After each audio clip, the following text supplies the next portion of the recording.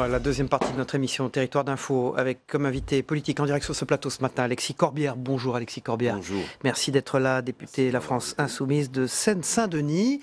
Pour vous co-interviewer à mes côtés ce matin, Marcelo Westphal du Figaro pour Public Sénat. Bonjour Marcelo. Bonjour. Et bonjour Olivier Biscay, directeur de la rédaction de Midi Libre. Et merci d'être ce matin présent sur ce plateau. Alexis Corbière, le grand débat, beaucoup de débats sur le grand débat, Assemblée nationale. Vous riez. Parce que il y a ça, et puis tout est grand là-dedans. Ouais. Ça se passe au Grand Palais, il y a un grand débat, on propose des grands chantiers. Il y a du grand ennui aussi. Hein, alors on va en parler. Assemblée nationale, difficile. Sénat bien sûr, prise de parole le lundi, le mardi, le mercredi. Ce que vous dites ce matin, alors vous voyez, mais ce que vous dites, voilà, ça a assez duré, on arrête. Est-ce que vous demandez au président de la République de faire des annonces ? Oui, alors bon, je vais être honnête, moi je n'étais pas favorable à ce grand débat. Non pas que je sois contre le débat, ça c'est la bonne intuition. Mais la manière dont les choses sont organisées, c'est-à-dire que quand on est républicain, tout de même, si on donne la parole au peuple, c'est au peuple en dernière analyse de trancher, de décider. Et là on avait une méthode qui consistait à dire vous allez discuter, puis un homme qui pour l'instant est le grand absent, après avoir été le grand présent d'ailleurs de beaucoup de choses, c'est le président de la République, avec finalement une infantilisation tout de même, je trouve, du Premier ministre, qui, que ce soit lundi, mardi, il l'a refait ici au Sénat, parle, mais on ne sait pas ce qu'il dit, et en gros, baisser les impôts aussi, ce que l'on retient, non mais ce que l'on retient, c'est qu'on attend que le président de la République, lui, s'exprime. Alors, qu'est-ce que j'en ai entendu durant la restitution ?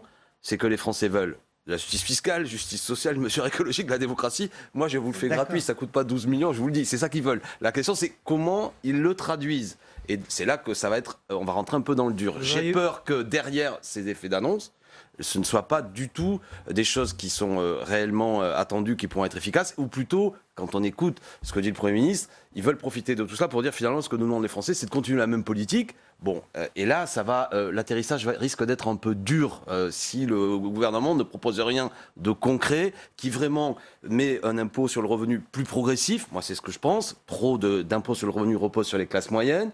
Et, mais vous attendez le président sur ce sujet précis alors ? Je l'attends depuis 2017. Je veux dire, je reste fidèle à mes propositions. C'est-à-dire, je pense qu'effectivement, nous, on proposait 14 tranches d'impôts. Je répète que je pense qu'aujourd'hui, il y en a 5. Trop repose. Vous craignez des petites mesures, en fait. Et puis, voire même l'inverse. C'est-à-dire, finalement, derrière les faits, il y a trop d'impôts. Parce que qu'est-ce que ça veut dire, il y a trop d'impôts ? Soyons francs. Je pense qu'il y a des gens qui payent trop d'impôts. Il y a des Français qui n'en payent pas assez.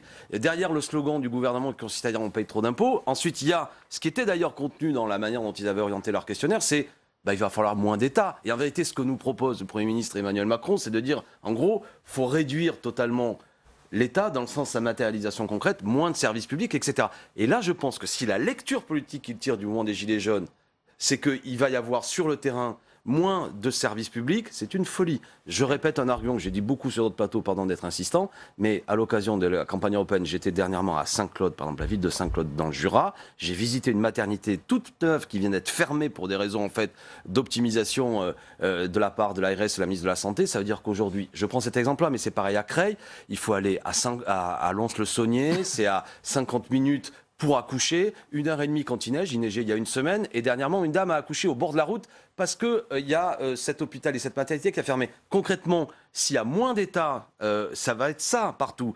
Donc j'ai peur que, plutôt que de se poser la question de quelles sont les nouvelles recettes, ce soit uniquement, on va baisser et on va déshabiller l'État pour laisser la place au privé. Bref, mais ça, on va le voir ensemble, mais c'est casse-pied qu'on en soit à attendre que le président de la République veuille bien, lui, de manière politicienne, profitant de la période, du calendrier pour les élections, s'exprime. Ce sera a priori la semaine prochaine, les annonces sur la démocratie. Pardon de vous couper, ce sera, je crois peut-être, mais je me trompe si vous me corrigez, la semaine prochaine que le président de la République va dire en gros l'état d'esprit dans lequel il est après ça, pour après sans doute perler aussi des annonces. Et de manière très... Qu'il est en campagne permanente, c'est ça votre... Ce que j'ai cru comprendre, mais là encore, franchement, je le dis en toute honnêteté, peut-être que je dis une sottise, parce que c'est confus. Je crois que la semaine prochaine, le président de la République ne va pas encore tout à fait dire des choses concrètes. Il va s'exprimer pour dire quelle est sa conclusion, son analyse personnelle un peu de ce grand débat, pour ensuite progressivement, de manière perlée, faire des... Qu'est-ce que vous lui demandez d'être transparent et clair dès la semaine prochaine ? Puis là, on est clairement après dans une astuce qui vise à occuper l'espace, à saturer l'espace médiatique à la veille des élections européennes. Donc campagne électorale ? Totalement, payée par le contribuable. Franchement, ça, c'est du jamais vu. Jusque-là, il y avait quand même des présidents de la République qui, à la veille d'élections, hormis l'élection présidentielle, étaient plutôt en retrait, n'étaient pas autant acteurs dans une élection, l'élection européenne qui vient. Ce qui montre bien qu'elle a des enjeux nationaux, ce qui montre bien, je profite de l'occasion, on en parlera peut-être, aux gens, je dis, allez voter parce qu'il y a un enjeu national dans cette élection. Faites baisser Macron, on peut le faire par la participation, diluer la politique macronienne dans une participation. Pour l'instant, il y a un effet d'illusion d'optique électorale qui fait qu'en raison de la faible participation, ce bloc macroniste qui se réduit à 10% des gens dans le pays apparaît comme 20%. On peut le mettre plus bas si tout le monde va voter. Donc allez-y parce qu'il veut, lui, en quelque sorte, profiter de cette échéance pour essayer de se remettre sur le cheval, alors qu'en réalité, je crois qu'il est actuellement très minoritaire dans le pays. Pardon, je vous ai coupé, mais... Alors vous avez vu l'actualité d'Emmanuel Macron, c'est aussi le Conseil européen sur le Brexit. A priori, donc, on est parti sur une solution... Une formule qui irait jusqu'au 31 octobre. C'était pas d'ailleurs ce que voulait le président de la République, qui voulait un délai beaucoup plus court. On a l'impression que c'est quasiment impossible de sortir de l'Europe, en fait.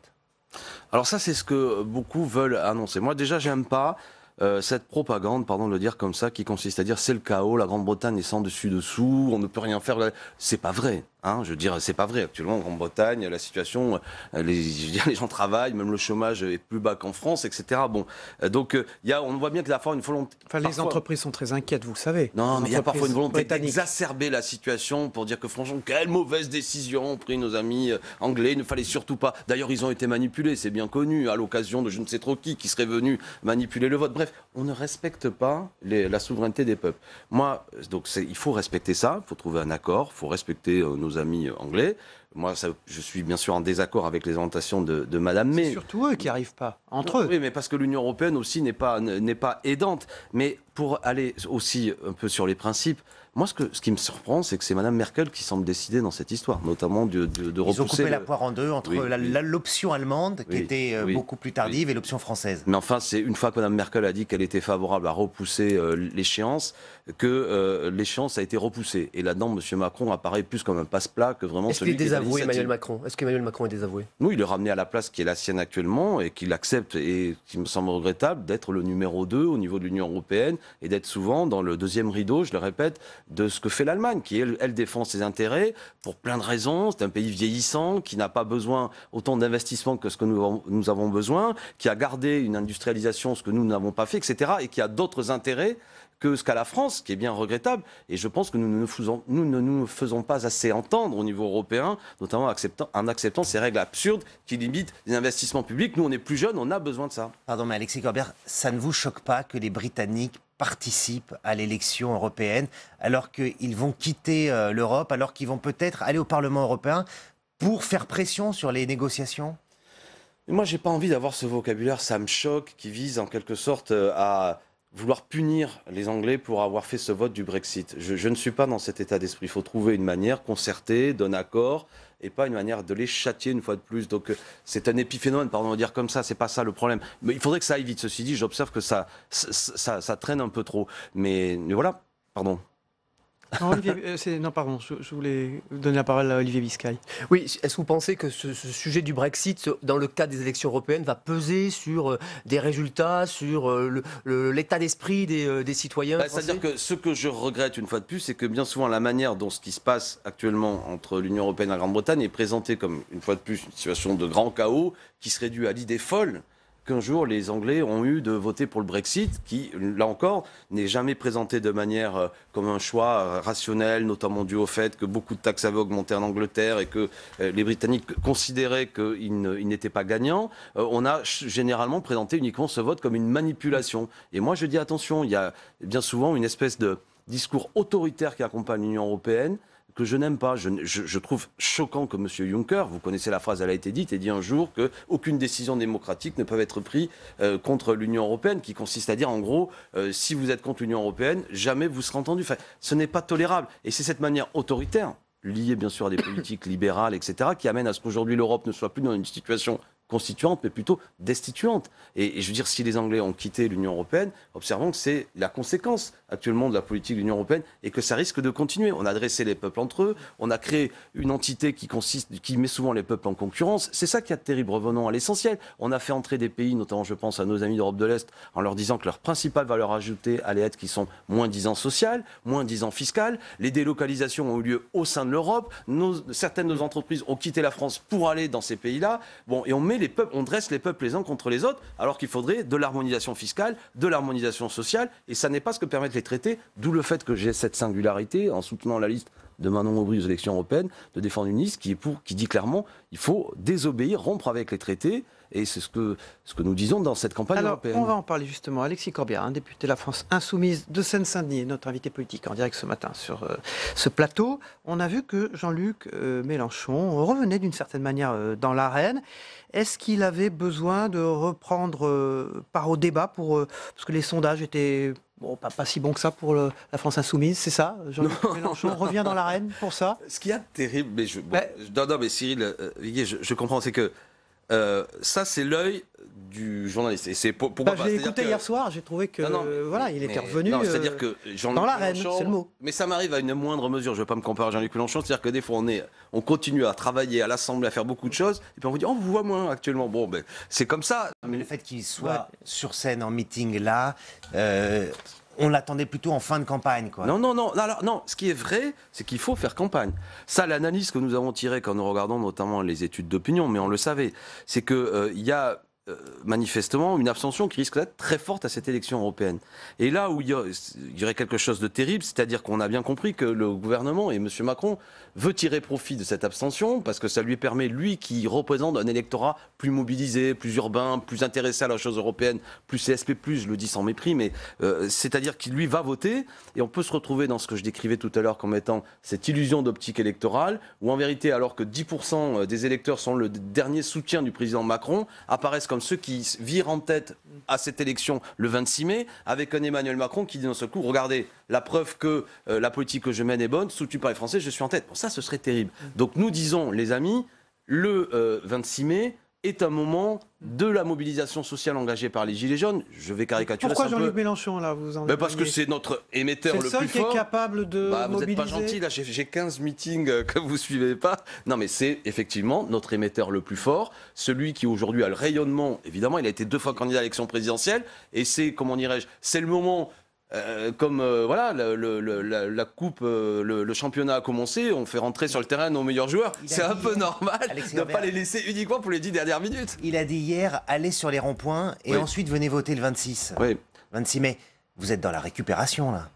Non, c'est de faire de la récupération du mouvement social. Ah mais moi je suis pour être récupéré, c'est plutôt l'inverse. Non, ce que nous disons, c'est que le 26 mai est une forme, si je ne dis pas de sottise, c'est l'acte 28 du mouvement des Gilets jaunes aussi. C'est-à-dire qu'il serait paradoxal que ceux qui se mobilisent, ceux qui ont rendu service à ce pays, ce mouvement des Gilets jaunes, je parle dans ce qu'ils représentent globalement, c'est-à-dire cette grande protestation contre la vie chère, pas les incidents regrettables et qui ont eu lieu à certains endroits, mais ce que ça représente, c'est-à-dire ces gens modestes qui ont pris la parole et qui disent nous on n'en peut plus alors qu'on travaille. Bon, il serait regrettable que ce qu'ils ont fait, qui a boosté la vie politique, etc., soit absent ce week-end-là.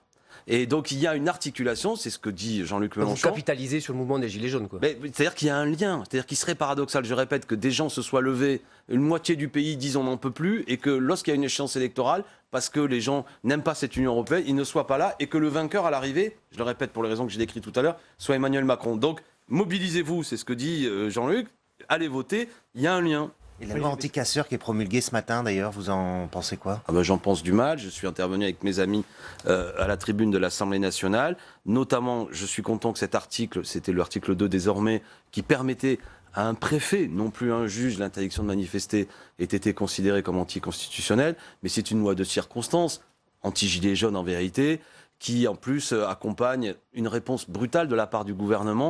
Je répète quand même, quel que soit ce qu'on pense du mouvement des Gilets jaunes, même si on le désapprouve, il y a eu quand même beaucoup de manifestants blessés, c'est du jamais vu, 5 mains arrachées, 22 yeux éborgnés et 2000 personnes hospitalisées, c'est quand même singulier. Sur vos concurrents Jadot, Europe Écologie Les Verts, qu'est-ce qui vous différencie? Il y a une vraie concurrence entre vous deux, pourtant vous portez des sujets un peu identiques. Déjà, petit 1, j'ai pas envie de polémiquer avec les autres listes, que chacun fasse son travail.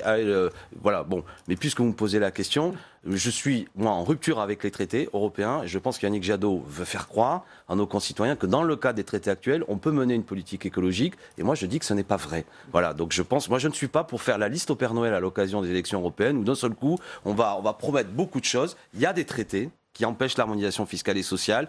Il y a des traités qui mettent en place un libre-échange qui est anti-écologique. Et M. Jadot, le problème, c'est qu'il est favorable à ces traités. Donc je trouve qu'il y a une contradiction dans son discours. Ceci dit, si vous me permettez, j'ai pas envie de polémiquer parce que moi, ce que je cherche, c'est là, pas... vous le faites. Non, mais parce que je joue la règle du jeu. Mais non, pourquoi je dis ça? Parce que je pense que mon problème n'est pas d'aller chercher un électorat de M. Jadot. C'est d'abord d'aller chercher ces millions d'abstentionnistes et de les convaincre de l'enjeu d'aller voter. Si des électeurs préféraient, se disaient voter Jadot, je leur dis, je pense que vous vous trompez, mais surtout d'abord, je m'adresse au plus grand nombre. Il était en meeting à Villeurbanne, il a dit maintenant tout le monde repeint sa liste en vert, quoi. Tout le monde ne parle que d'écologie, quoi. Et, là, il ne parle pas de nous, hein, parce que M. Jadot, moi je pourrais faire surtout la liste, c'est que le terrible bilan, allez, là vous me faites polémiquer, mais puisqu'il faut le faire, le terrible bilan d'Europe Écologie Les Verts et des amis de M. Jadot, c'est que pour l'essentiel, ils sont aujourd'hui au gouvernement Macron. Et quand on vote Jadot, on ne sait pas très bien si on vote pour ou contre Emmanuel Macron, on risque même plutôt de voter pour des gens qui demain seront avec lui. Donc ce qui est clair, c'est la liste insoumise, elle est écolo, elle est anti-Macron, elle est sociale, elle est démocratique. Bis. Il y a une petite musique qui tourne en ce moment, d'anciens membres de votre parti. Le parti est tenu par un trio, c'est un peu sectaire, les décisions, il n'y a pas de dialogue.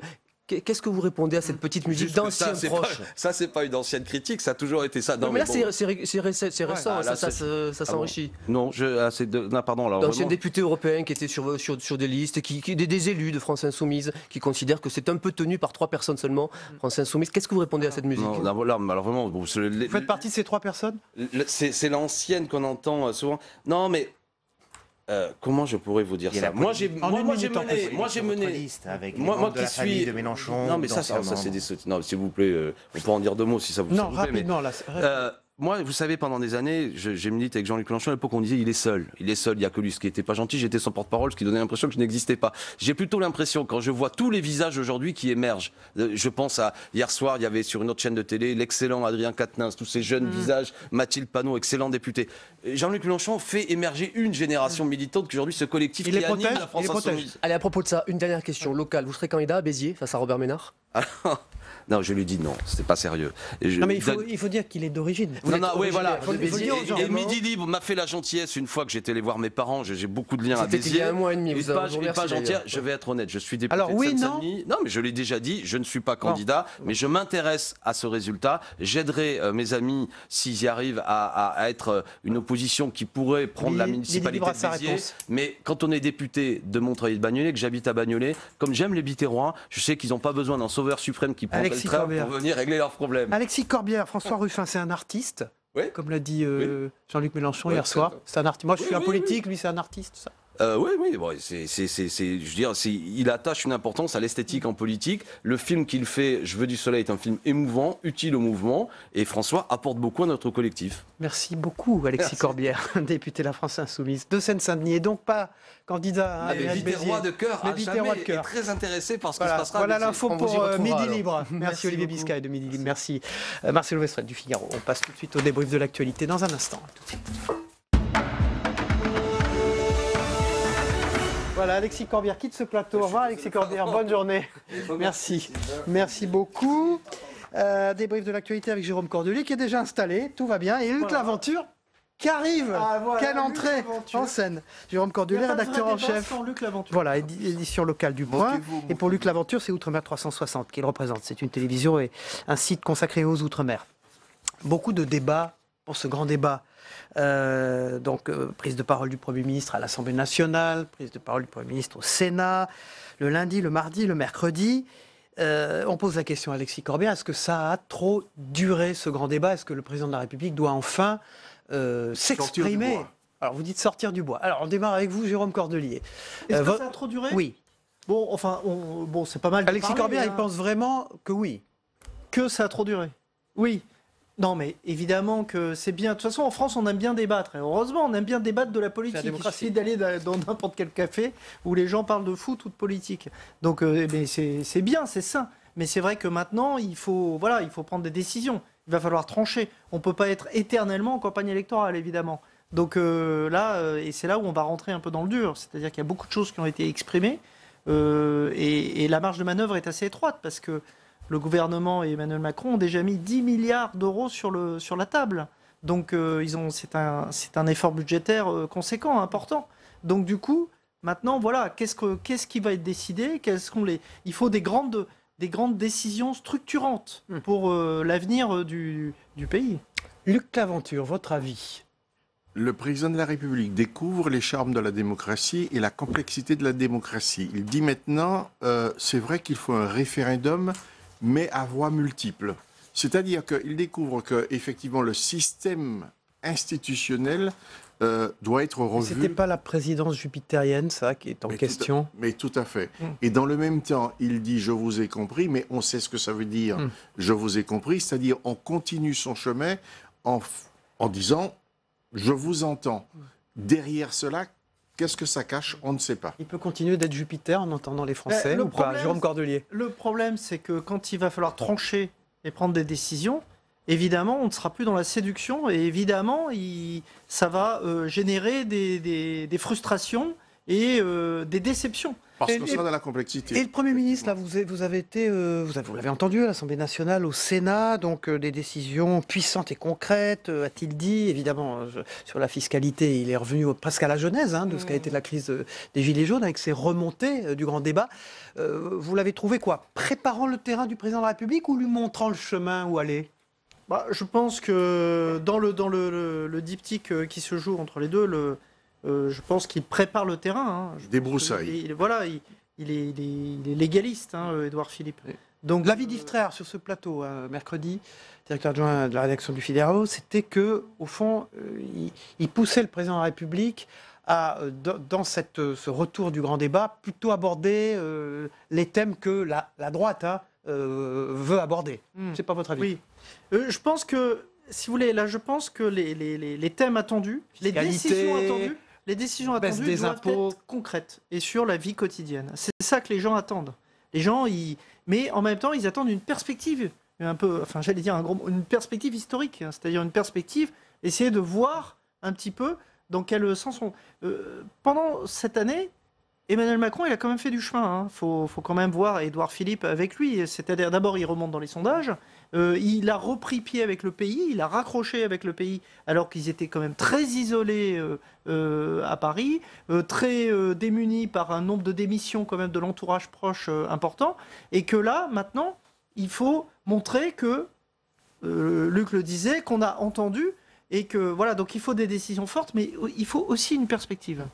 Ouais, je pense qu'il y a un numéro de duettiste très très habilement joué. Vous pensez qu'ils sont accordés? Non seulement ils sont accordés, mais Édouard Philippe reste jupéiste, c'est-à-dire droit dans ses bottes, et il avance avec une régularité de métronome, et il prépare le terrain, il débroussaille, et il pousse le président à prendre des décisions, mais comme vient de le dire Jérôme, il demande des décisions concrètes. Oui, je suis d'accord avec Luc, on a quand même une chance qui est cet attelage.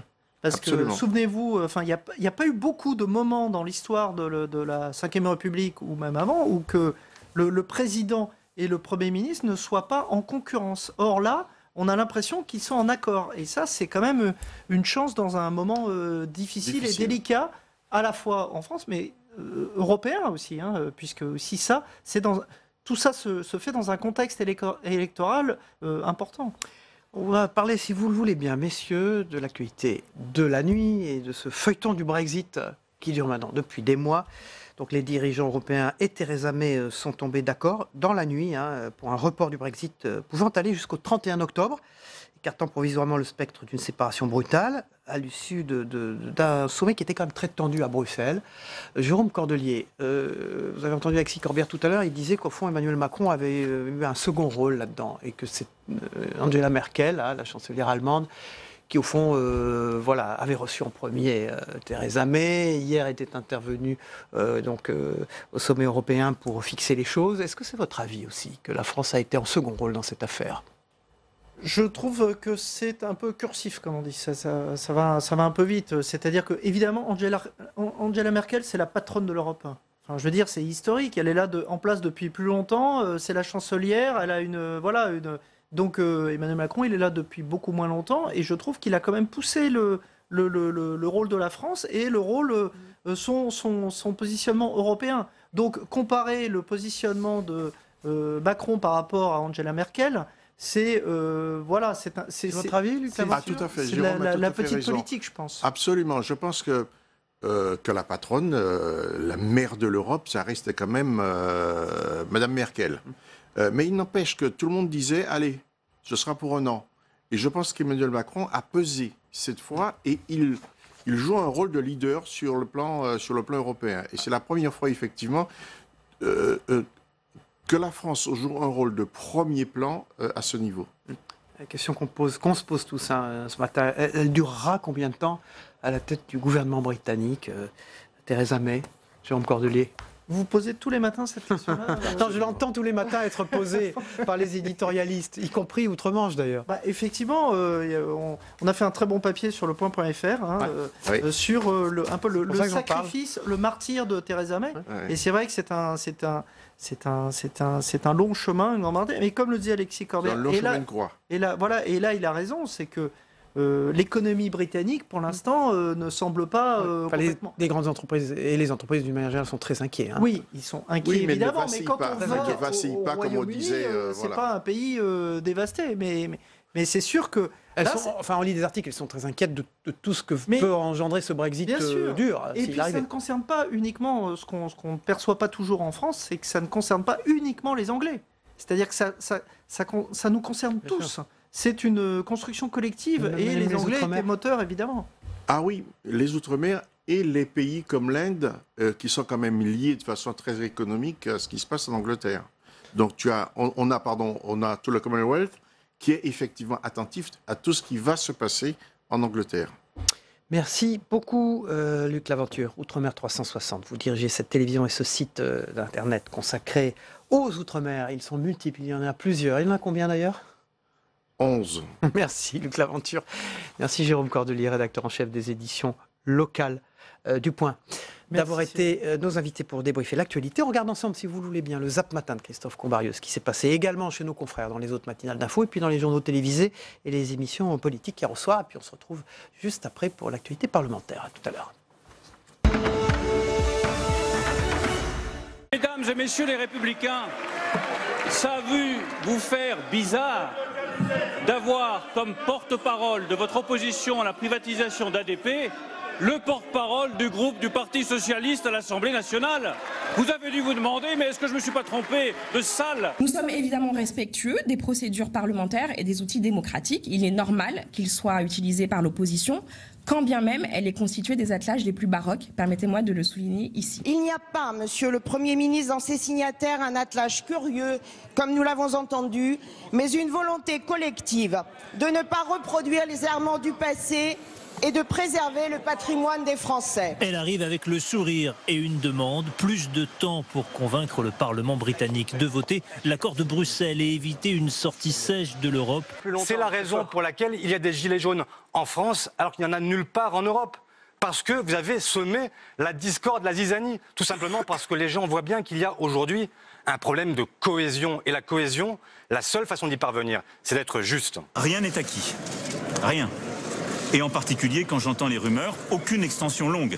Nous devons comprendre aujourd'hui pourquoi cette demande, quel est le projet politique qui la justifie et quelles sont les propositions claires. Cette taxe que vous avez commencé à appliquer en 2018. Qui était dans votre programme que également. les Français, pas du tout. Et vous le savez très bien. Mais chacun pourra vérifier, parce que déjà la dernière fois, vous aviez menti. On ne fait pas le match de la Je vous rappelle que vous avez durci la pente et que vous l'avez augmenté. Mais chacun pourra le vérifier. C'était quand même dans votre programme. Pas du tout. Je le répète, là encore une fois, vous mentez, pardon. Nous demandons une extension du délai jusqu'au 30 juin.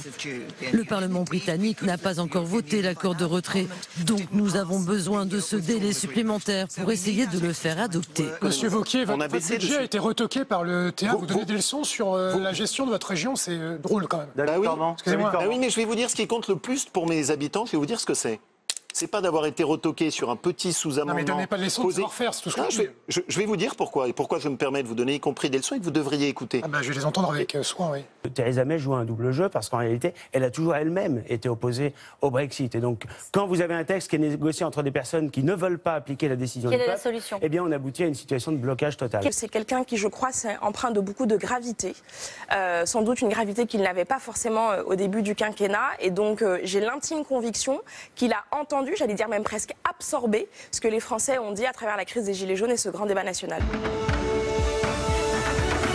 Voilà, dans un instant, troisième partie de notre émission avec Territoire Sénat. On s'y retrouve, à tout de suite.